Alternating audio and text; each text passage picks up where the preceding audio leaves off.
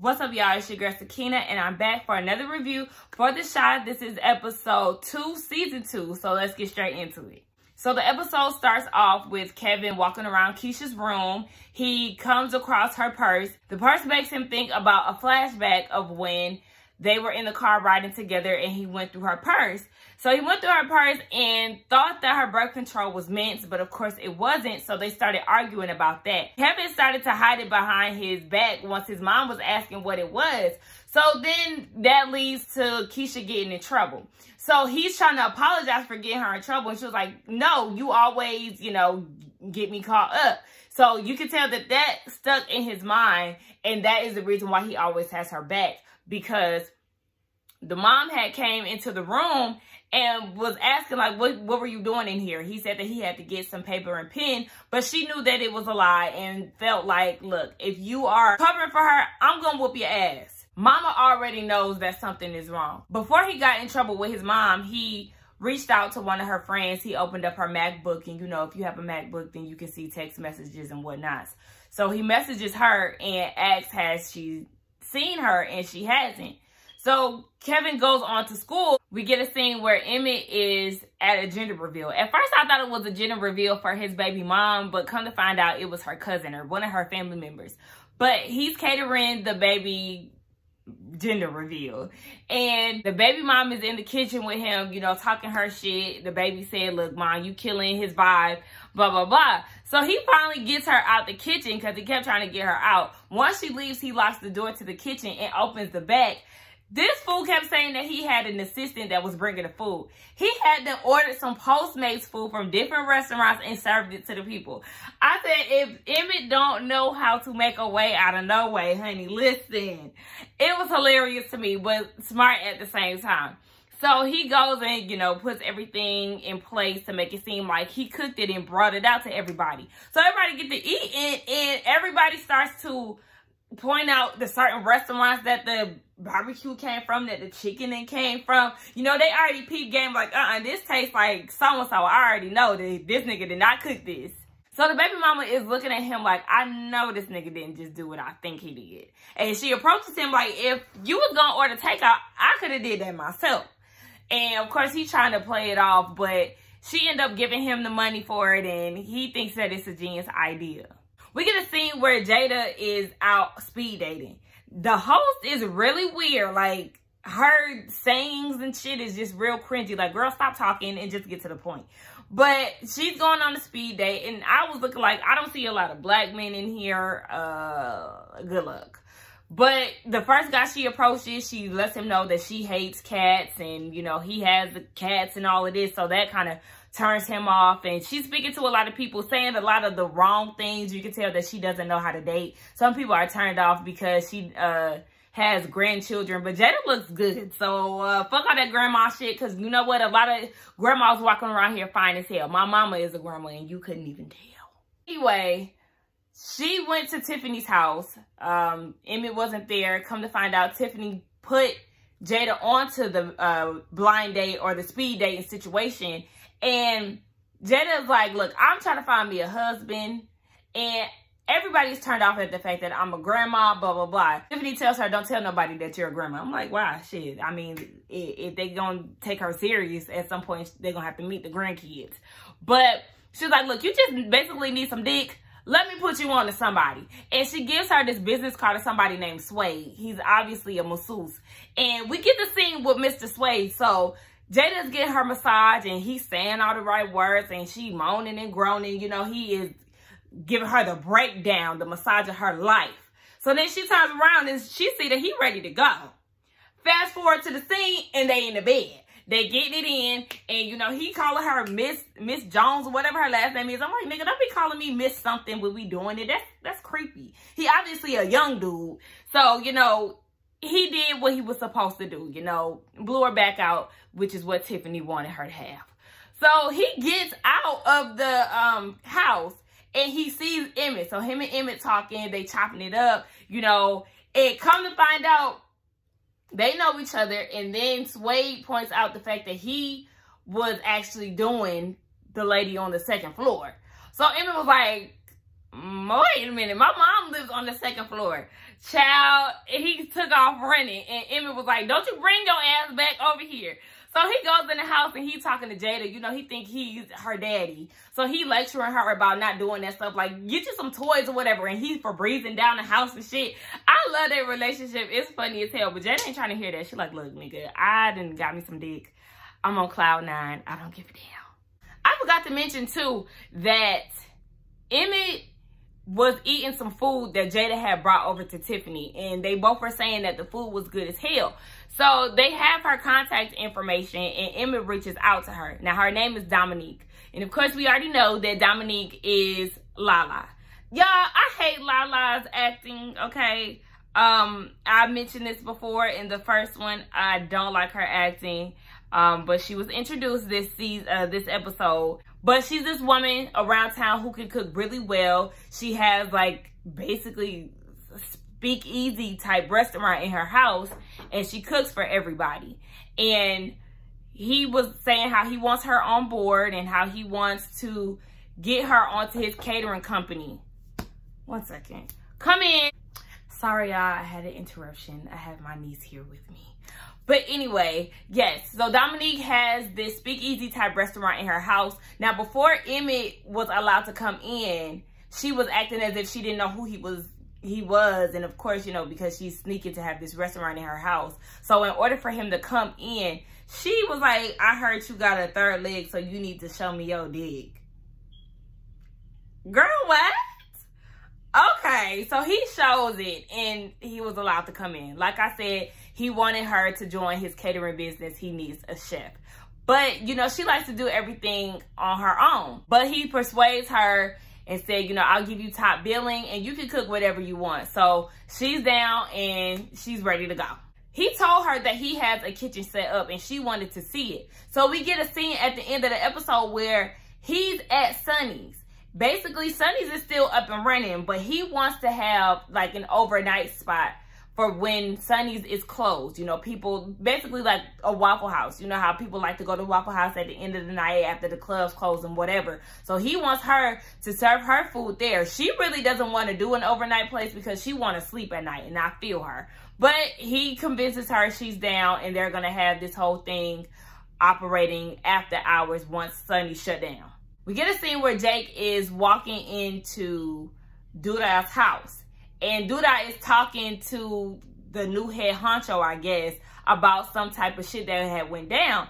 And once Jake comes in, he drops the basketball and it interrupts their conversation. So Duda is giving him this look like, nigga, excuse me. You can tell Jake is very scared of Duda. He's mad because Jake has his shoes on in the house for the third time. He's asking him, is he very forgetful? Is he, you know, does he not remember the rules? Because if he can't follow the rules in his house, then he's going to send him over to Trig. And Jackie's like, that nigga dead. He was like, no, he's not. He pulled up on me the other day.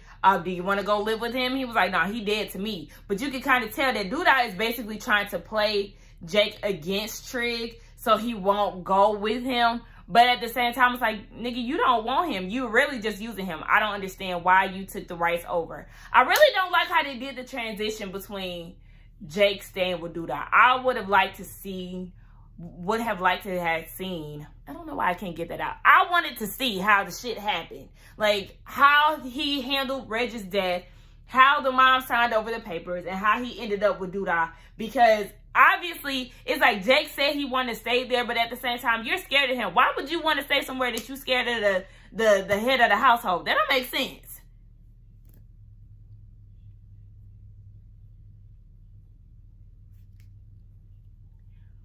But basically, Jake said that he don't know Trig, so he's not trying to go stay with him. Speaking of Trig, we get a scene where he's getting his hair cut, and his girlfriend is, you know, doing her thing, and he filling her up and all of that. And this is where I started to see something in the girlfriend. I was already kind of like, I don't like her acting last week. That shit was getting on my nerves. But this week, I started to notice during that haircut scene some things. That jawline was too strong, okay? And them arms is what sold me. I already knew that was a transgender woman. That was nothing, it's nothing wrong with it. But I had already people like, she don't look as soft as she could. Something is there. And then I thought about who is the maker of this show, Miss Lena Waithe, and you know, she likes to hit all sides of the community.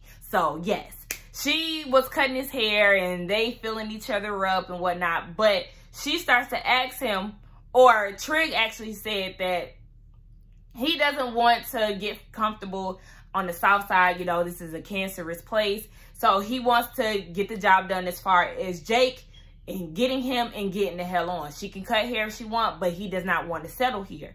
She starts to ask questions about what's going on with Jake and has he spoken to him. Trig hasn't spoken to him because basically he's been gone for so long. He went into this whole story about his dad and how his dad was a hardworking man. His hands was tough, and then all of a sudden, the people started to try to move them out of the hood. Basically, it sounds like they was trying to gentrify the place, whitewash it or whatever, because they were supposed to move out of the hood or the projects that they lived in. It was going to be torn down and built up into some nice condominiums. Years went by and it never happened. So his dad ended up complaining to the mayor and he lost his job. After he lost his job, he abandoned the family. His mom got on drugs, started sleeping with different men, and that's how Reg and Jake came along. So he had to get it how he lived. He was in the streets doing whatever he had to do, and then he went to jail. So I think Duda said that he went to jail when he was like 8 years old. So Jake really doesn't know him like he said before. But he wants to give Jake a better life. He knew that once Reg started to sell drugs that there wasn't no hope for Jake. So now he's trying to come in and save the day for his brother. His girlfriend tries to console him and, you know, give him the right words and whatnot. And then she was like, get dressed because you taking me out. Fast forward, we get a scene that confirmed everything that I thought. So they're at a bar. Somebody is singing on stage. There is a man on the side and was giving Trig the eye and was like, you know, you looking for me? You ready for me? And Trig is like, nah, I'm not like you. So old dude is like, look, I'm sick of the trade out here trying to act like your presence is a gift. And I like the fact that he read him down. Like, don't try to sit here and act like you don't know where you at. You at a gay bar. You try to sit here and act like you ain't gay. So why are you here then? That's when they started to, you know, get into a little tussle. So Trig's girlfriend comes up. She breaks it up and they go outside. She feels more comfortable around her type of people, the community, the LGBTQ community. But Trig wants to keep it on the hush. He don't really like to go outside too much because he doesn't want to be seen or looked at by the people as gay. He feels like I think her name is Imani. Imani is a woman to him. So, you know, he doesn't want to be looked at any different. And there's nothing wrong with a straight man dating a trans woman because at the end of the day, she is a woman. But you have to be comfortable where you are. The fact that you don't want to take her out to different places is showing that you really have an inside worry or an insecurity about what people will think. Baby, stand in your truth and do what you do, okay? But she gets mad and she storms off. But I guess they make up because we get a scene at the end of the episode where Trig actually goes up to Jake. He goes up to Perry's Pizza and wants to talk to Jake.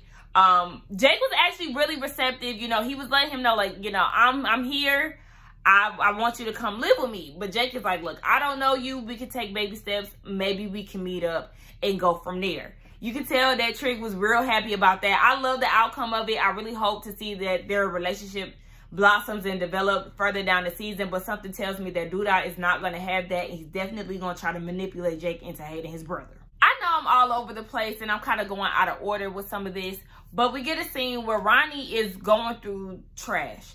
He's going through the trash and he's collecting cans. Obviously, this is his way of getting money. So he's taking it to, I guess, the recycling place, wherever he's going to get the money. And the lady is crushing on him. She's flirting with him like, look, I can give you what you want, baby. That liquor, brandy, tequila, Henny, and all of them, she can't do what I can do for you. And he like, you know, I ain't really trying to hear all of that. And we get a scene where he's with those two guys down at the bar.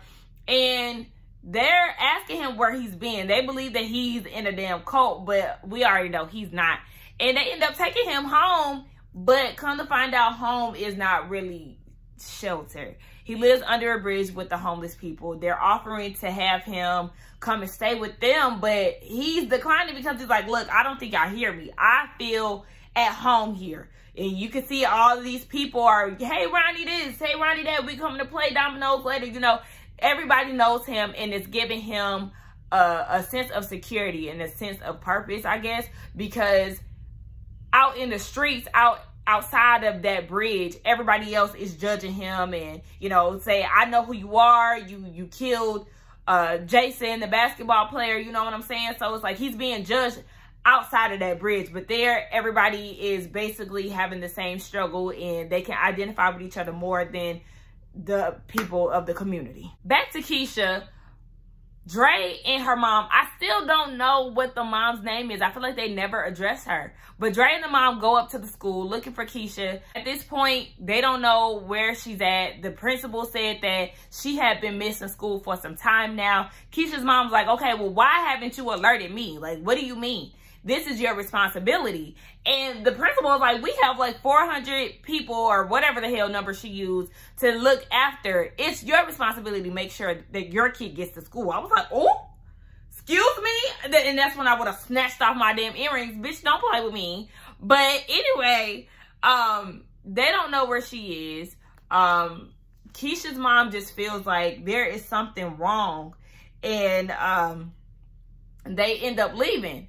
Now, as they're leaving, you can see that Kevin is hiding out at the school trying to see if Keisha is going to be there. And they drive off and school let out. So he goes and pulls up on Malaysia, the girl that he was texting on Keisha's computer, asking her where she was. Malaysia is another one who cannot motherfucking act. Her little 1-2 minutes of fame, she did not sell me. And I'm like, y'all, for extras to be in a show, y'all need to work it. Don't you want to get another gig? Y'all not selling the story. Y'all not giving y'all lines realistically. That's not going to help y'all. That's not going to help y'all be on the camera for a long time. Do better, because that shit irks me. But anyway, outside of that, you know, he was like, you ain't text me back. Do you know where Keisha is? Blah, blah, blah. So she was like, look, all that I could give you is that she's dealing with some dude, Nook, and he a gangbanger out in some part of Chicago. So he takes that information and he gives it to Jake and was like, you know, Jake, do you have any connections or do you know anything about this person? So Jake is going to look into that for him. Dre and Kevin's mom have taken further steps to go and put out a missing persons request or whatever the case may be. Kevin's mom asks, like, do you know what's up? When was the last time that you seen Keisha? Kevin is still lying, saying he think that he seen her, or I don't know, maybe on Monday morning, you know, giving real uncertainty responses. And Kevin's mom's like, if you don't tell me the truth, I'm gonna beat your ass. If you cover for her, you better tell me the truth right now. So he lets her know, I seen her on Sunday. She was going out with her friends, blah, blah, blah. So she's upset, you know, she was going out with her boyfriend, I'm sorry. So the police is like, oh, she out with her boyfriend. You know, these type of cases happen all the time. She'll be back, you know, she just basically being hot in the ass. And not really taking the situation serious. Kev's mom's already worried as hell. She knows that something isn't right with her daughter. You know, just it's a mother's instinct. Something's not right with her child, and the police is just brushing it off. And that's a peek of how they really act in real life. Dre takes this time to go and get the computer from Kevin. She checks Keisha's location, and she goes and try to track her phone down. Keisha's phone is off by the bridge at the bus stop that she was at, and Dre is looking like, okay, her phone is not here, but it has to be somewhere in this proximity. So she goes over to the bridge, which is where Ronnie is, and she's going around with Keisha's picture, asking if anybody has seen her. No, nobody has seen her but Ronnie. So Ronnie let her know, like, yeah, I seen her, but I'm not sure if she got on the bus or not. So Dre just flips the fuck out because she's like, I know who you are. I know that you're a killer. If something happened to Keisha, I'm going to come back and I'm going to kill your ass myself. And she was looking for the phone. The phone was actually somewhere in one of the homeless man's tents. Ronnie found it for her. And, you know, she's still upset and like, look, I need to find this girl. Now, fast forward back to when they was at Perry's Pizza. Apparently, Jake, Papa, and Kevin, they all worked there together. So after Trig had popped up on Jake I don't know if Jake has some type of epiphany or what, but, you know, he did tell Kevin before he knows what it's like to lose a sibling. So after talking to Trig, he had went up to Kevin back into the pizza place and was like, you know, I have the information where Keisha is, and we're going to pull up on him. So all three of them ride over on their bikes over to Nuke's house. I think that's his name, Nuke's house. And they knock on the door, and Kevin is like, where is my sister? Pulled up on him straight like that. But hold on, wait, sidebar. Baby Nuke is fine as fuck, okay? He is fine as hell. I was like, wait a minute. This him? Keisha, I can understand why you was gonna go, you know, and go live with him or whatever the case. Because, you know, she was like, I'm making my way across town, like she was about to go stay with him or she was running away with him or something.